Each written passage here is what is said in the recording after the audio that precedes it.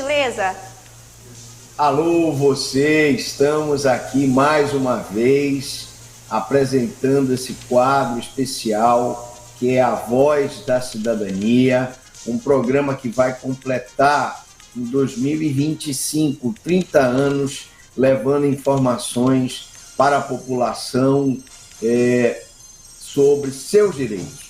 Eu queria aqui fazer a minha saudação especial e o meu bem-vindo à nossa querida Emily Castro, que está hoje dando o ar da sua graça, participando conosco desse programa tão importante que é a Voz da Cidadania. Muito obrigada. Nossa primeira troca de ideias aqui no Voz da Cidadania, não é isso, promotor?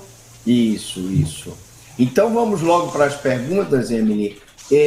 No programa passado, nós falamos sobre união estável, a primeira parte. Eu disse no programa passado que a união estável ela pode ser definida como a convivência pública, contínua e duradoura entre duas pessoas com o objetivo de constituir uma família, como se casados fossem. E nós falamos sobre que qualquer pessoa pode manter união estável com outra, dissemos que não, existem as proibições do casamento, por exemplo, o pai não pode ter união estável com a filha, o avô não pode ter união estável com a neta. Falamos sobre a questão da pessoa casada, que pode constituir união estável com outra pessoa, sim, desde que a pessoa casada demonstre que está separada do seu cônjuge. Falamos sobre isso. E hoje nós vamos falar sobre a primeira pergunta de hoje existe, Dr. Franklin, tempo mínimo para o relacionamento de união estável? A pergunta é: você, minha amiga telespectadora da TV Web Cidade, você que já está no relacionamento com o acusado, com a pessoa que está, por exemplo, acusado de violência doméstica, ou você está se separando dele e você fica se preocupando: doutor Franklin, eu não tenho um ano com esse cidadão, eu preciso ter um ano de convivência? A resposta é não. A lei não exige que a relação seja durável, mas ela exige e nenhum tempo mínimo, ela não exige que a relação tem um tempo mínimo para se caracterizar a união estável. O importante é que se reconheça no relacionamento a intenção de constituir família. Então, se você tem um relacionamento com o cidadão com o objetivo de constituir família, nós vamos ter aí o reconhecimento da união estável. Você vive com ele de forma duradoura, com o objetivo de constituir família, como se família fosse. Isso aí é a união estável. Dr. Franklin, a segunda pergunta: qual a diferença entre casamento e união estável? Bom, no nosso programa que nós falamos de casamento, eu explicava que o casamento ele tem uma diferença com a união estável, porque o casamento é um procedimento formal, né? Você vai no cartório, vai ser feitos os proclamas, vai tramitar, vai ter o parecer do Ministério Público. Já a união estável decorre de uma situação de fato. E hoje a maioria das pessoas em Canaã, em Conceição, em Redenção, em Xinguara, enfim, em todo o sul do Pará, Marabá, São Geraldo, hoje vivem em união estável. São poucas, a minoria das pessoas, são poucas pessoas que optam pelo casamento. Então, mas eles têm o mesmo direito como se casados fossem.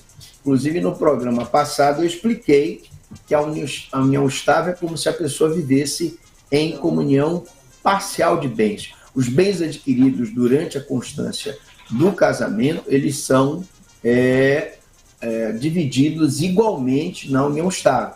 Então, se você, minha amiga, adquiriu uma casa juntamente com um cidadão e vive com um cidadão, mas não são casados, adquiriu uma moto, adquiriu uma televisão junto com ele, a geladeira, o fogão, tudo tem que ser dividido igualmente, porque, apesar da diferença entre casamento e união estável, a união estável dá os mesmos direitos. Coabitação, morar junto sob o mesmo teto, é imprescindível para configurar a união estável? A resposta é não. É possível a configuração da união estável sem a coabitação? Sim. Imagina, por exemplo, que você, minha amiga, mora aí em Canaã dos Carajás e tem uma união estável com um cidadão que mora em Paraupebas por questões de trabalho. Se vocês estão juntos com o objetivo de constituir família numa união duradoura e pública, isso vai caracterizar aí a união estável e, portanto, mesmo que não tenha coabitação, vale. Então, a coabitação é importante? É um elemento de prova da união estável? Mas não é determinante para caracterizar a união estável. Outra pergunta um companheiro pode acrescentar, doutor Franklin, o sobrenome do outro? Olha só que pergunta interessante. Você que vive em união estável pode colocar o nome do seu companheiro no seu nome. Então, sim, é permitido. Tal como acontece no casamento, que o companheiro acrescente ao seu o sobrenome do outro companheiro. Para isso, no entanto, é necessário um pedido à justiça em que faça a prova dessa união estável. É importantíssimo aqui que a gente possa, Emily, esclarecer para os nossos telespectadores que é muito importante que você vá no cartório e registre essa união estável. E por que eu estou falando isso? Porque você, minha amiga, se acontecer alguma coisa com um cidadão e você vive em união estável, para que você, por exemplo, tenha direito aos benefícios previdenciários, receber uma pensão dele por morte, ou um auxílio funeral, ou um auxílio reclusão se ele for preso no caso de acusação de violência doméstica, isso você tem que comprovar. Daí, Emily, se eu não conseguir comprovar através de uma declaração em cartório, ou eu tenho que entrar com uma justificação judicial, ou eu tenho que entrar com uma ação declaratória de união estável. Então, eram esses os esclarecimentos. Quero só deixar, Emily, logo para as pessoas ficarem curiosas. No próximo programa, nós vamos fazer as seguintes perguntas. Quais são os meios que se comprovam a união estável? Quais os direitos de uma pessoa que vive em união estável com outra pessoa? Quais são os deveres dentro de uma união estável? E aí, depois que a gente falar sobre união estável, a gente vai entrar no uso capião, não é isso? Então, Emily, era por aqui que eu fico. Um grande abraço, prazer tê-la aqui. Seja bem-vinda à nossa Voz da Cidadania. Muito obrigada, doutor Franklin. Mas antes do senhor se despedir aqui do nosso programa de hoje, tem a pergunta de uma telespectadora. Não sei se chegava a ser um tema aqui da próxima parte desse tema União Estável, mas eu gostaria de fazer essa pergunta para o senhor aqui em nome da Lorena, que está nos acompanhando. A Lorena Borges quer saber o seguinte: ter um filho fora do relacionamento é considerado união estável? Se ela teve um relacionamento com o cidadão, com o objetivo de constituir família, tinha uma união duradoura, pública, notória, todos sabiam que ela vivia união estável com ele não era casado, ou estava casado, mas estava separado. Primeiro, esse filho reconhecido, ele terá todos os direitos de filho. Então, ele tem direito, inclusive, à herança do cidadão, à pensão alimentícia do cidadão.